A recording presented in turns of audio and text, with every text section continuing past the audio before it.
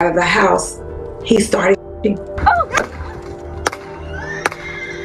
Taiisha! We need to call the police. A routine day in February takes a terrible turn when a custody exchange ends with an Austin Peay State University student dead. Now her family says justice must be served. The shooting happened in Madison County, about 2 hours from the Austin Peay campus in Clarksville. How does a young 22-year-old woman get shot to death 2 months ago today and nobody knows about it? So who does this man know that he can shoot and kill a young mother, keep her baby, and there were 2 other females and a 6-month-old in the car. He hadn't been charged with nothing in 2 months. And should have deserved this. Should have deserved to be shot like that. And I just want, I don't know what to say. I just want some justice. I don't know what justice is. But I just want some, because she's supposed to be with me. I want some closure. February 20th, 2023. Jackson, Tennessee. A car crashes into a mailbox on a quiet residential street. Inside, a 22-year-old woman slumped over the steering wheel. 5 gunshot wounds. 2 friends in the passenger seats, frozen in shock. And in the back, strapped into a car seat, a 1-year-old baby. She wasn't robbed, she wasn't carjacked, she wasn't a stranger in the wrong neighborhood. She was just trying to pick up her son. Her name was Taiisha Starks, biology major, future dentist. A young mother who'd just left her college campus 2 hours away because her baby's father called and said he couldn't keep him. So she drove back, knocked on his door, and within minutes she was dying in her car, trying to make it to a hospital she'd never reach. Here's what makes this worse. 2 months later, no arrests. The man who shot her walked free. The district attorney called it under investigation. The sheriff's office said witnesses claimed she had a stun device, so no charges would be filed. And the baby? He's still living with the family that killed his mother. This isn't a story about some random act of violence. This is about what happens when a custody exchange turns fatal, and the system that's supposed to protect people just looks the other way. But to understand how a routine pickup turned into a death sentence, we need to go back to where it all started. Welcome to 24/7 True Crime Chronicles. The cases we cover aren't fiction. They're not dramatized for effect. They happened, and some of them are still unfolding. Subscribe and turn on notifications so you're here when the next story drops. Trust me, you won't want to miss what's coming. Let's continue with the story. Before all of this, Taiisha was just a kid with big dreams. Born May 20th, 2001, in Brownsville, Tennessee. Raised by her parents, Tara Harris and Philip Starks, alongside her brother. The kind of girl who threw herself into everything. Cheerleading for the Haywood Tomcats, basketball games, beta club, Spanish club, softball. She even made the exclusive dance team. She loved being around people, loved singing, dancing, just living life fully. And in 2018, she graduated from Haywood High School with honors. Then came Austin Peay State University. Biology major, she wanted to be a dentist. Had the whole plan mapped out. And that's where she met Tylus Curry. He was a student too, working toward his own degree. At first, things seemed normal. 2 young people, both focused on school, both with futures ahead of them. So they started dating, and then Taiisha got pregnant. January 25th, 2022, she gave birth to a baby boy, Tylus Curry. She had to take time off from school during the pregnancy. Missed almost an entire semester, but she was determined to get back on track. She wasn't giving up on that dentistry dream. But here's the thing. After Tylus was born, the relationship started falling apart fast. Arguments became constant. They couldn't agree on how to raise him, couldn't figure out schedules, couldn't agree on much of anything really. Living together wasn't going to work. So they split up and hammered out a custody arrangement instead. Bryce would have Tylus Monday through Wednesday. Taiisha would have him Thursday through Sunday. Simple enough, right? So Taiisha got back to it. She re-enrolled at Austin Peay, picked up right where she left off with her biology degree. But she didn't stop there. She started her own business called Ty Extensions, and on top of that, she was working as a pharmacy technician at Walgreens. Think about that for a second. She's juggling college classes, running a business, working a job, and being a mother, all at 22 years old. And because Bryce lived in Jackson with his parents and she lived in Brownsville with her family, every custody exchange meant she had to drive, sometimes 2 hours each way, depending on where she needed to be. She was doing the work of 3 people, just trying to build something stable for her son. But the custody arrangement, it wasn't working. Bryce would call at the last minute to change plans. He'd wait until she was already sitting in class to tell her he couldn't keep Tanston. It became a pattern, and every time it happened, Taiisha had to make an impossible choice. Leave class and drive back, or miss her son and risk falling behind again. She'd already lost 1 semester when she was pregnant. She couldn't afford to lose another. Not when she was this close to graduating. Have you ever dealt with someone who constantly moved the goalposts? Someone who made co-parenting feel like warfare instead of partnership? Drop your experience in the comments, because I think a lot of people know exactly what this feels like.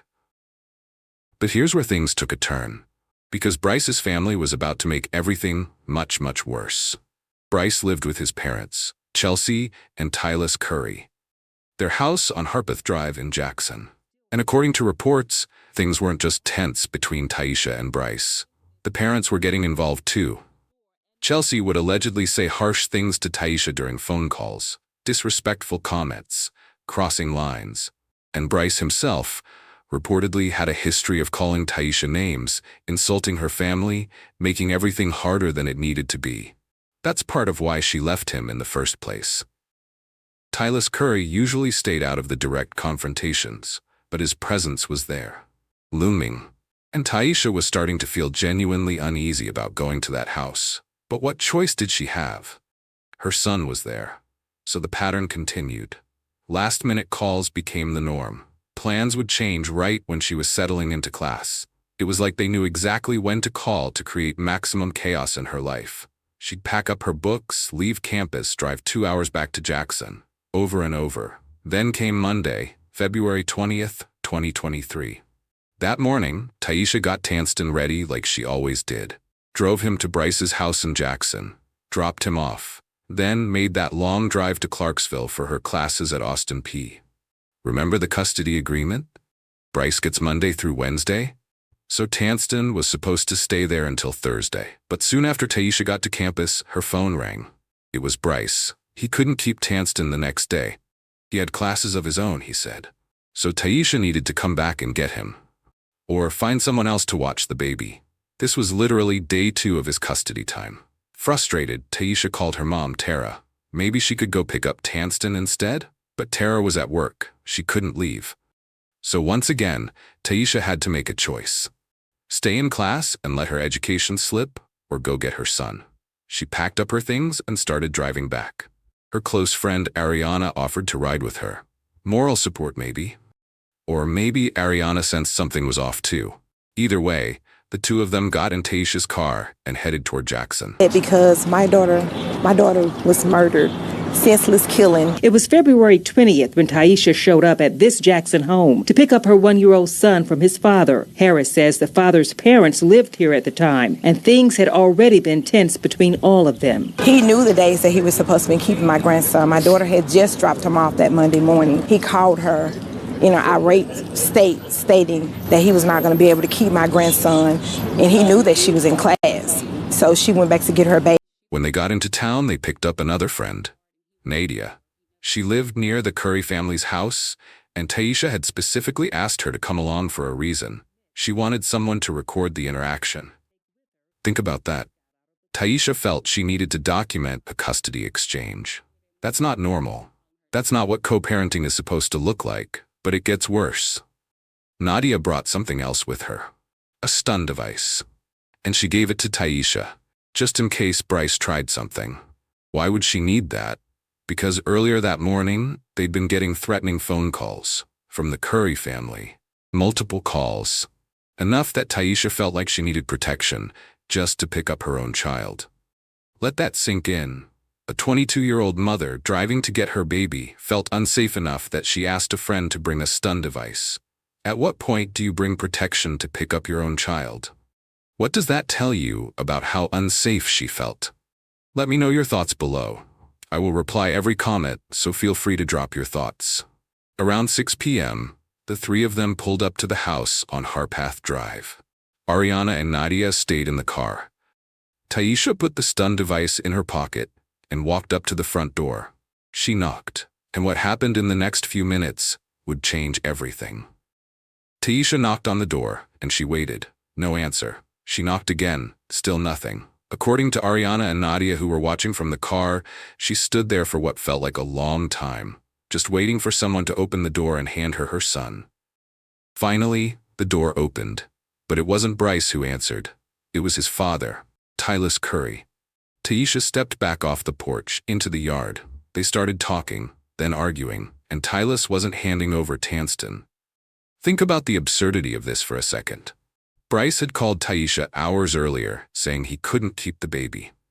She drove 2 hours back from college, and now his father is standing in the doorway refusing to give her her own child.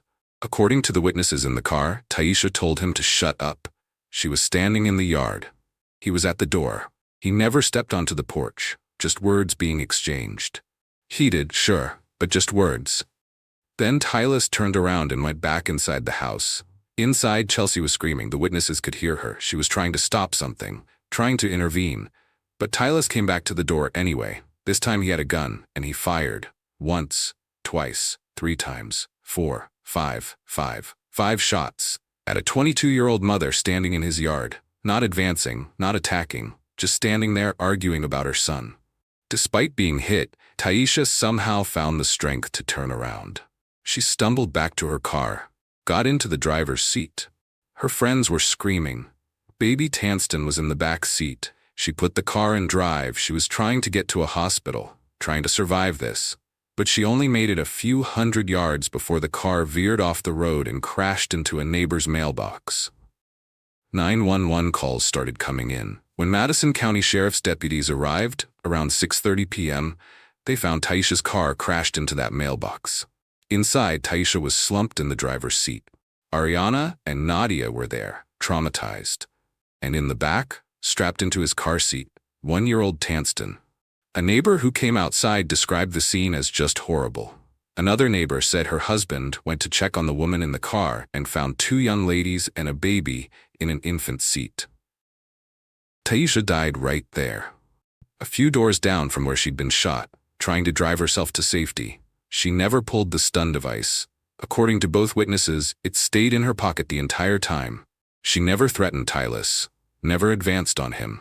She was just a mother, standing in a yard, using words. And for that, she was shot 5 times. If this story is affecting you, if you think cases like this deserve attention, hit the like button.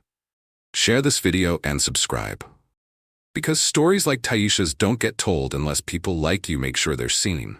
She never pulled the stun device. She was just standing in a yard, using words. At what point does an argument justify 5 bullets? Share your honest reaction in the comments. But here's where this story gets even more twisted. Because nobody was arrested that night. It was in the car waiting on Taiisha when she says there was an argument. She told him shut the up. And she was in the yard and he was at his door. He never stepped on the porch. And so when she said that, he got mad and the door had shut. The witness admits she handed Taiisha a stun gun to take with her when she first got out of the car. For protection, because they were talking earlier that morning, they was already calling her and threatening her. She says the young mother never pulled the stun gun. Taiisha died a few doors down as she was trying to drive away. When deputies arrived at the scene, they separated Ariana and Nadia and started questioning them. But here's the thing. Instead of treating them as witnesses to a shooting, the deputies reportedly questioned them like suspects, like they had done something wrong. These 2 young women had just watched their friend get shot and die, and they were being interrogated. Madison County Sheriff Julian Weiser confirmed that the incident appeared to be domestic-related. He said a disturbance had occurred at the residence between Taiisha and the people who lived there. And Tylus Curry? He wasn't taken into custody. He wasn't arrested. He went back inside his house. 3 days later, on February 23rd, the sheriff's office released an official statement. They said that witnesses had corroborated that Taiisha arrived at the residence with a stun device. that she was actively arcing it when the incident occurred. And because of that, the person responsible for the shooting would not be identified. No formal charges were being filed.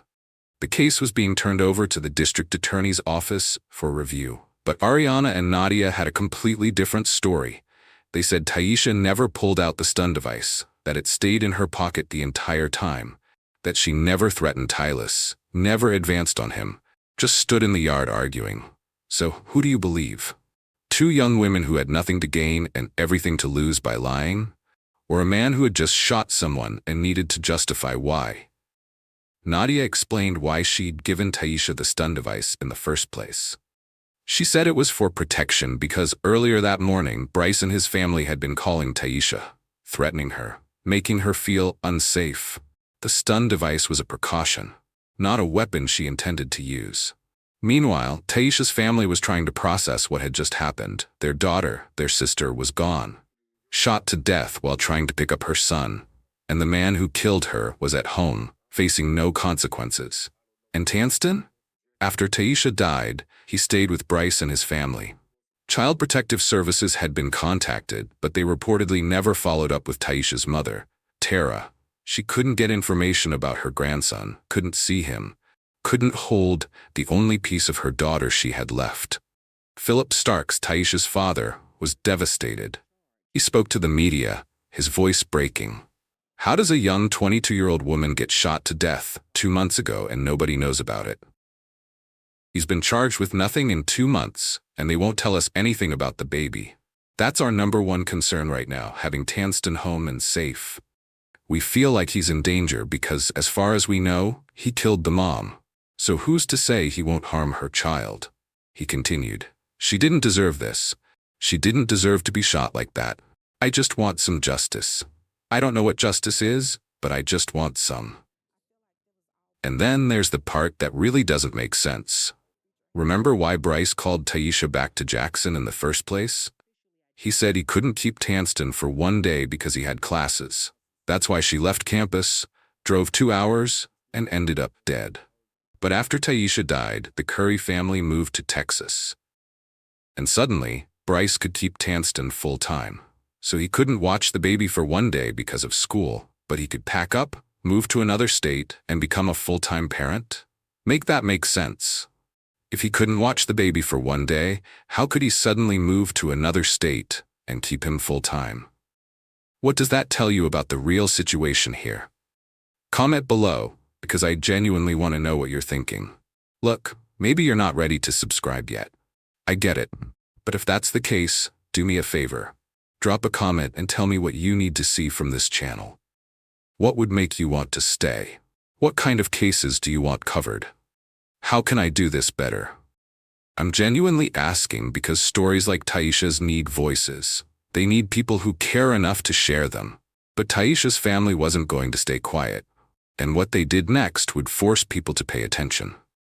Weeks turned into months, and still, nothing. By late April 2023, the Madison County District Attorney still hadn't made a decision on whether to file charges. The sheriff's office had turned over all their findings. But the case was just sitting there, under review.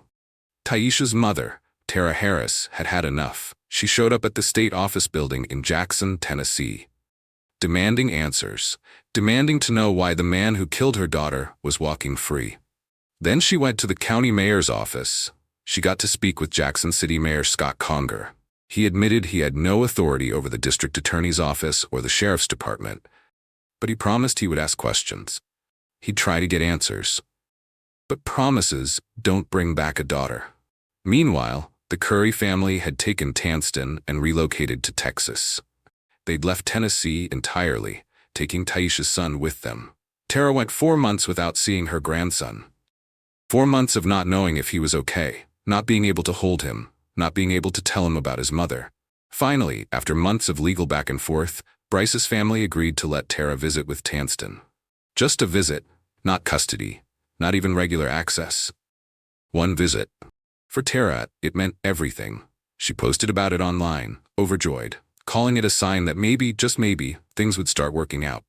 Attorney's Office. We contacted the Madison County District Attorney, Jody Pickens, who said no decision has been made on charges. And it's why these protesters showed up at the DA's office Thursday, but never got any further than the lobby. Even protesters from Memphis are joining in their cry for justice. This man had time enough to go and cool off, and he murdered a young black mother in cold blood. They also marched to the county mayor's office and were stopped at the entrance, but they did get the ear of Jackson City Mayor. I have no authority over DA's office or the sheriff's department, but I can ask questions, and so that's what I'm going to do. And they say they finally got to talk with the Madison County Sheriff's Office, who promised to meet with the family next week. For this district attorney, even the mayor, we want answers. And whoever we need to be held accountable, we're going to do that. We don't get no justice. Y'all don't get no peace.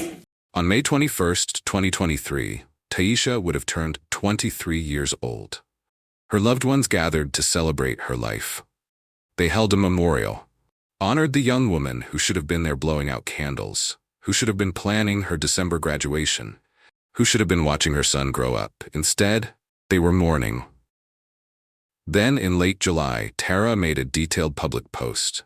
She'd been holding everything in, trying to be strong, trying to work through the legal system. But she needed people to understand the full picture of what had been happening. She wrote, "In one day, I lost my daughter and grandson. My whole life changed. Taiisha and Bryce were young and had a baby. They argued and had many disagreements. Sometimes the grandparents were right in the middle of those disagreements. So this argument was no different than any of the other arguments about my grandson." She continued, "I do not believe that this family believed my daughter was going to cause them harm or that their lives were endangered. They knew her. Tylus came out of the house in rage against my daughter. His wife was screaming and trying to stop him. That detail is important. Chelsea Curry, Tylus's wife, was screaming inside the house, trying to stop him from doing what he was about to do. Even she knew this was wrong." Tara went on, "I know by law that she doesn't have to testify against her husband. But what about by God? How can they say they love my grandson, knowing Tylus hurt his mother over words? He intervened in something that had nothing to do with him. This was an arrangement between Bryce, me, and Taiisha. And Bryce knew it the whole time. It's Bryce that manipulated the whole situation." She laid it out clearly. This wasn't just about Tylus pulling the trigger. It was about Bryce calling Taiisha back, knowing the tension that existed, setting up a situation where his father would be the one to answer the door. Tara continued, "My grandson is being forced to bond with him and the people who are helping cover it up as if they didn't do anything. How is that right? They should have looked at my daughter as a child the same way I viewed Bryce. If Bryce came to my house and caused problems, I'm calling the police. I would have him arrested. I would never wish harm against him. Why? Because I loved Hanston too much." That line hits hard, because it shows the difference between how Tara would have handled conflict versus how Tylus did. One would have called the police, the other grabbed a gun. She wrote, "They don't love him because my daughter would still be here. He has never felt threatened by my daughter. He was angry at her. My grandson has to grow up without a mother. What's going to happen the next time he loses control?" And then she addressed something that had been happening. The Curry family had been calling police, claiming people were threatening them. Tara wrote, "They are complaining to the police that people are threatening them. Why would I harm them? And they have my grandson. They have been calling and making these threats to build their alibis, not me and my family. They are doing all of this because of the decision Tylus made." She ended with this, "An argument or disagreement about picking up a baby should not end that way. There was no fighting, touching, shoving, nothing. Just words exchanged. How is my grandson going to feel when he grows up? The love he should have had for my grandson should have stopped him from doing what he did to my daughter. But it didn't. If someone came to your house to pick up their child and you felt genuinely threatened, would you shoot them 5 times? Or would you call the police and let them handle it? What's the line between self-defense and murder? Drop your thoughts in the comments because I really want to hear what you think about this. That post laid bare what Taiisha's family believed. This wasn't self-defense. This was rage. This was a man who lost control over words and made a choice that ended a young woman's life. And here's the part that will make your blood boil. To this day, no one has been charged.